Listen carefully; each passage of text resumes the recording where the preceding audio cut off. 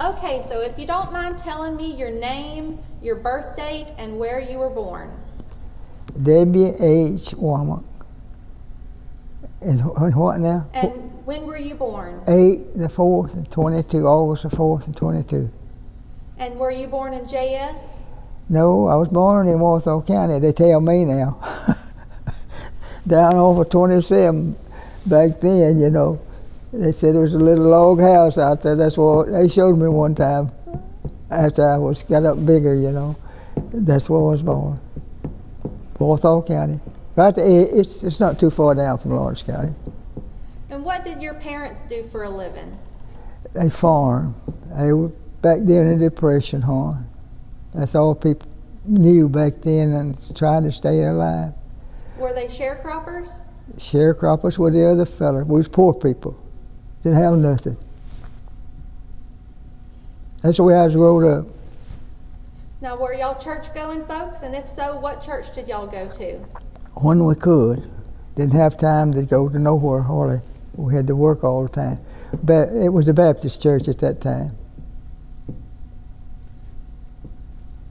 Can you tell me about the house you grew up in? You won't want to hear that. Today's all about you. Okay. It was just a framed up house, No ceiling, no law, nothing in it except it was wide floorings in it, and the walls. Like I said, no ceiling, nothing but 2x4s. You know how when you frame one up, that's just the way it was. And you had cracks in the floors, cracks in the pieces they put up on the outside, but they used about as I remember, they did about a 1x3 or something that they put over them cracks where they put them together to nail them, you know, try to keep some of the air out and rain out, but it didn't work too good. No windows, no bathrooms, no water, no lights. Everything was outside, you know what I'm talking about, like toilets and stuff like that.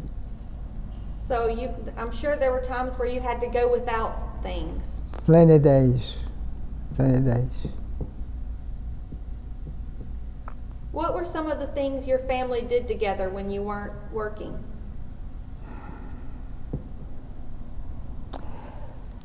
I don't, you're talking about like my mom and dad, in the immediate family? Yes, sir. Well, see, Mama died when I was 4.5 years old, and I don't remember her. And my brother died the next day. One of my brothers did. And all I can tell you is when I got big enough to remember something, we didn't have nothing like that. Didn't have, doing things like that. You was at home and you worked, you had chores at home when you got big enough to work. And it wasn't like it is now. Everybody had a job back then, they had to do it. That was 7 days a week. Did y'all do anything special on Christmas? Well, just opening what little presents they could afford and give us, and enjoy the day like Christmas Day. That's about it. And we played around, with some of the family, It was 4 more of me, I was a baby. It was 5 of us left at the moment that Johnny died. And it was, we just done the best we could with one another. That's about all I can tell you about that part, Harv. Can you tell me a little bit about the community that you grew up in? Well, I grew up in Lawrence County, around JS, the biggest part of my life. Now, part of my life I lived in Walthall County, down around Tylertown. See, my brother and his wife raised me after they got married, and JS, that's been home to me for biggest part of my life. and it's still home to me. And it was all, when I was in Walthall County, my brother was farming, you know, and he farmed up here too, but I mean, that's how come I was down there. That's where we was at when Mama died. And so it was all right, but it was just as far as town and stuff like that, we couldn't go to town like you do now. You had no way to go and no money to spend. We just had to do the best we could at home. Because, like you said a while ago, they were sharecroppers. What were some of the foods that you had growing up that you remember? You mean when I was small, growing? Well, my brother, he always planted a big crop, you know. I mean, garden, and like you do nowadays, and had to have something to eat. That's the only thing they could depend on. It was mustard, collards, cabbage, and onions. That's through the winter, you know. But in the spring, they always planted some beans and peas and stuff like that. Corn, something to eat. That's the only way you had to live. Can you tell me about who were some of the most respected people in your community? Who were some of the most respected people in your community while you were young? Well, when I was young,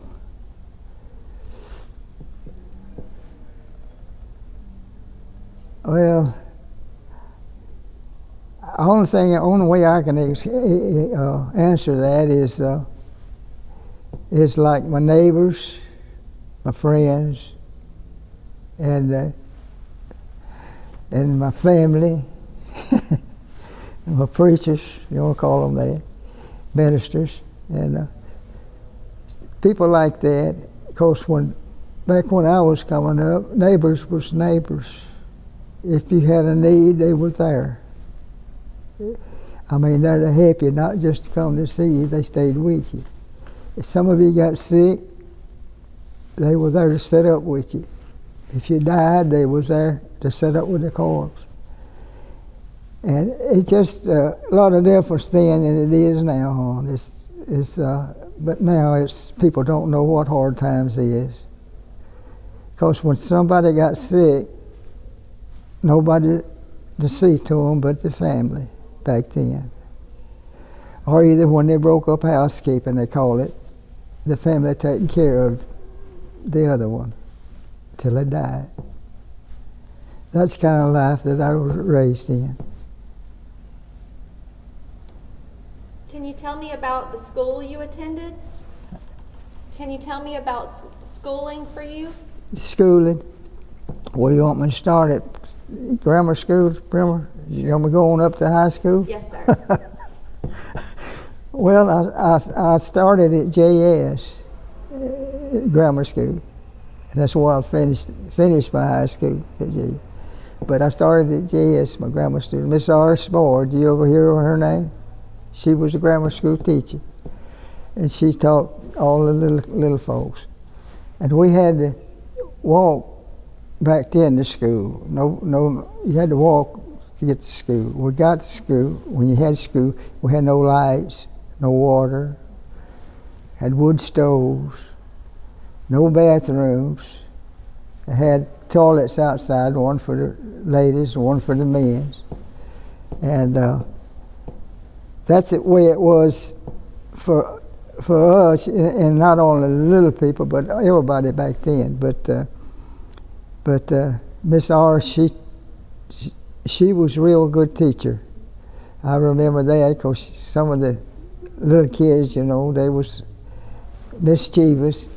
The way she would punish them, sometimes she'd tie the arms to the chair, sometimes she'd send them to the corner and stand up there for a little bit. She wasn't long. And I've seen her take the little hands and she had a little paddle, and she'd pull that little head out there and paddle them in the hand, just, trying to teach them to be good and stuff like that. And So, and then at recess, we had recess, what they call recess back then. That's when everybody went out, had to go to the bathroom. They didn't call it bathroom then. They called it toilets. To the toilets, and got through with that. Like I said, girls, and they had one, and the boys had one. Then if you had a little time, you just taking it up on the outside. The rest of the recess, you wasn't out there too long. And did you finish at JS, finish high school? Mm-hmm. Did you go to high school in JS? Yes, ma'am. And not all of my high school, but last two years I finished there. Who were some of your closest friends? Who were some of your closest friends when you were a teenager? When I was a teenager, when I was growing up, when I was in high school? Yes, sir. Well, I was a type fella. I was a friend to everybody. I had no, of course, you had closest friends, like you said. It would be some of your neighbors that you was used to being around and played with and stuff like that. And maybe when you got bigger, you hunted with them, and that was on the way. I'd say my neighbors. I'm talking about the young people. And we'd get together when we could on Sundays. That's the only days that we had. We had to work the other time, and we'd play and do things like that together. What did you do after finishing school? What did you do after finishing school? Well, when we finished school, they had in Brookhaven, that was World War II going on then. They had a schooling out there on the old 51 road. And they had they told us when it's graduated, we could go out there and take a course, a training they called it, for 6 weeks. And then they would guarantee us a job. And so it was 5 of us senior boys. We went out there and we did that. And then after we did that, they sent us to Boston, Norwich, Connecticut, up in there, and got us a job. And we stayed there until they drafted us into service. So me and my buddy, we called him buddy, his name was Laverne. We roomed together. We got our call at the same time, and we come home together. And then we went in service after that. He went in the Army and I went in the Navy. And where did you serve in World War II? Mm-hmm. Where did you serve in World War II? I never did go overseas. Not in no war. Now I did get out of the United States, stuff like that. But I was on a ship. But we was out on a ship. I was aboard USS Baltimore, heavy cruiser, and they taking it out what they call on a cruise shakedown.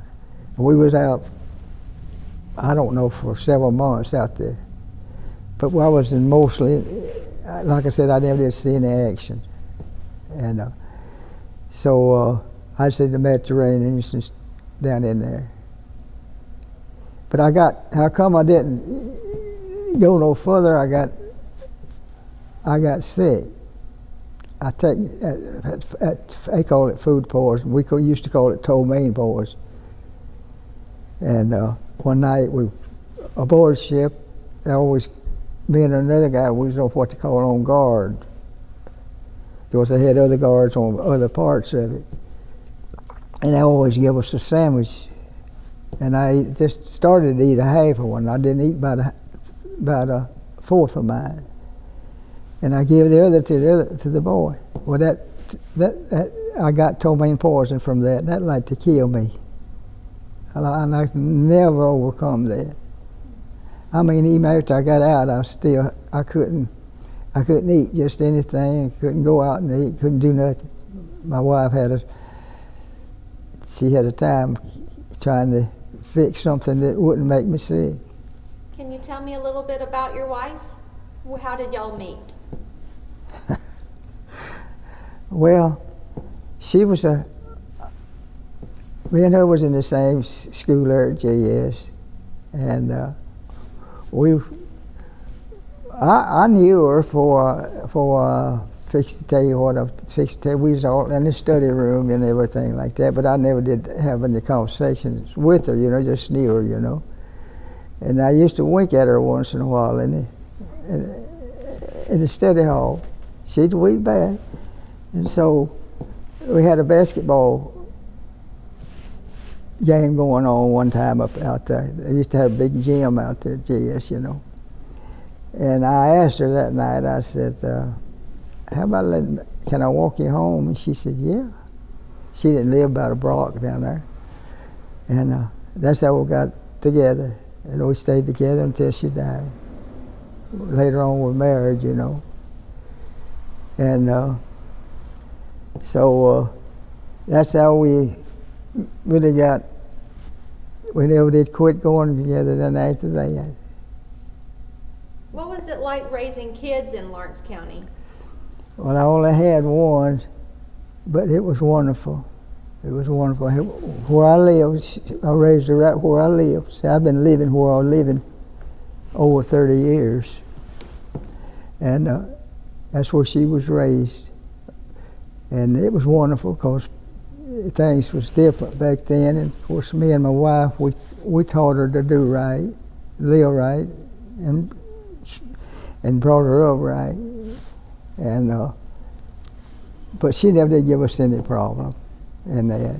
And she was a wonderful, wonderful child, and still a wonderful woman. She's 73 years old, but she's still a wonderful woman. She's got a wonderful husband. I got a wonderful son-in-law. Okay. What were some of the most memorable places in Lawrence County over your adulthood? Most memorable? Most memorable places in Lawrence County. Okay. That I can think of, huh? Well, I can say this. The most memorable thing to me is the church when I got saved, where I got saved at. I can't forget that. So it's a time and everything, And my home, I guess, and the place I live. By being where I'm at, I'm blessed to have a place where I'm at, in JS in Lawrence County. Because I've been to a lot of places, a lot of states in my life. And I tell everybody, Mississippi's the best state. And I said, the Lawrence County is the best state to live in. I said, the people is wonderful. They're good neighbors. And if you need any help, they're there. I'll tell you something else later on when you ask me about how people were. That's my next question. How has Lawrence County changed? Oh, Lord. Well, now, see, a train used to run come to Monticello, go from Brookhaven to Columbia, I believe it was. That was before my time. Of course, it was still running some when I was smaller, coming in there and visit. I had a couple of sisters live there. When I was smaller, it used to haul logs. They used to through there. That's how I come and put it. That's how I come and make a rail in there. They used to have this what they call virgin timber, and it was a booming little town then. GS was. It was filled up with stores and different blacksmith shops, and it's a lot of people. And they tell me it was 2 doctors there one time. And it's all of that stuff's gone, hon, but one store. One store. Now, cotton gin's still standing there. That's about all.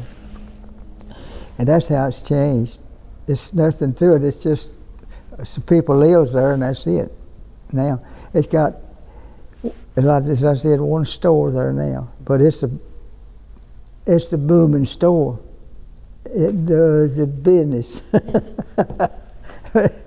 I think it does the business there, but it don't bother me.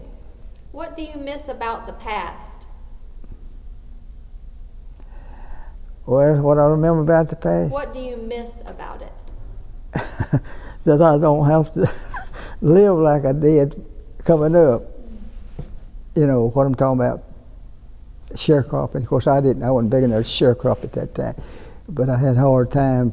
I was raised on up in that, and I know something about that part.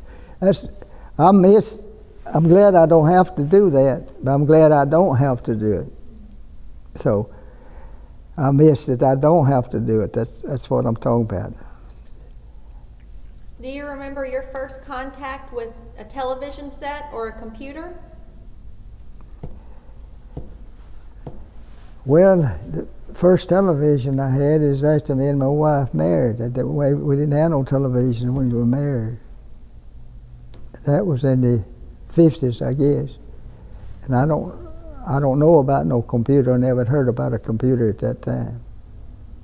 And I don't know nothing about a computer, only just the name now. I don't know how to operate them. I don't know how to operate any of that stuff.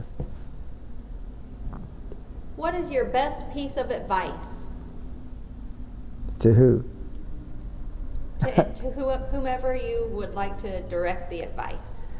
To anybody? To Or just to you?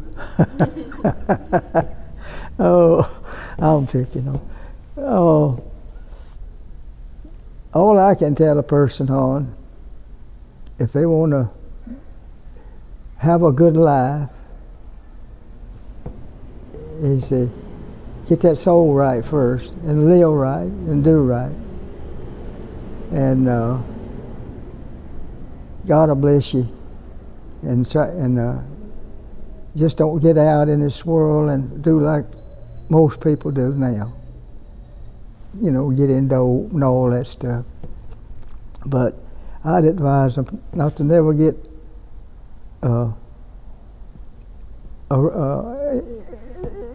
fooling with none of that stuff, or even engaged in it any way with a pals or nothing else. Your friends, I wouldn't call them your friends, but they can't help it. What they tell me after they get on this stuff, they say you can't get off from it. So I'd advise them to stay away from such as that, and live right, and do right, and marry you a good person, and be good to one another, and treat her right, and you live right. You do what you're supposed to do. You're supposed to make her a living. Don't depend on her to have to make you a living, because that's what she wasn't put here for. She was put here to give you a helpmate and a wife, and you were supposed to take care of her. And that's what I done for my wife. I told her, I said, when we were married, I said, now, as long as I can work and make the living, I want you to be a housewife and a wife to me. And I said, when we got some leisure time, we can be together and go places where we would like to go and do things together. And I said, that's the way I want our life to be. That's the way it was. Is there any last thing you'd like to say before we end the interview? Do what? Let me get a little closer to you. Can I? Let me just make sure. Can I? I got, just, if you don't mind staying there, because if you move, then That's all you'll right. be out of the camera. Well, I'm just, if you don't mind me. Last question. Is there any last thing you'd like to say before we finish the interview? Well, I would like to thank y'all for giving me this opportunity to do it. And I didn't know anything about it until my son-in-law told me about it. He got me to come up and do this. So I appreciate that. I always appreciate things people do for me. I have a lot of friends. So Well, thank you so much. I thank y'all. It's been a And, real pleasure. I could go all day talking to you. If you live to be 96, I hope you can get one.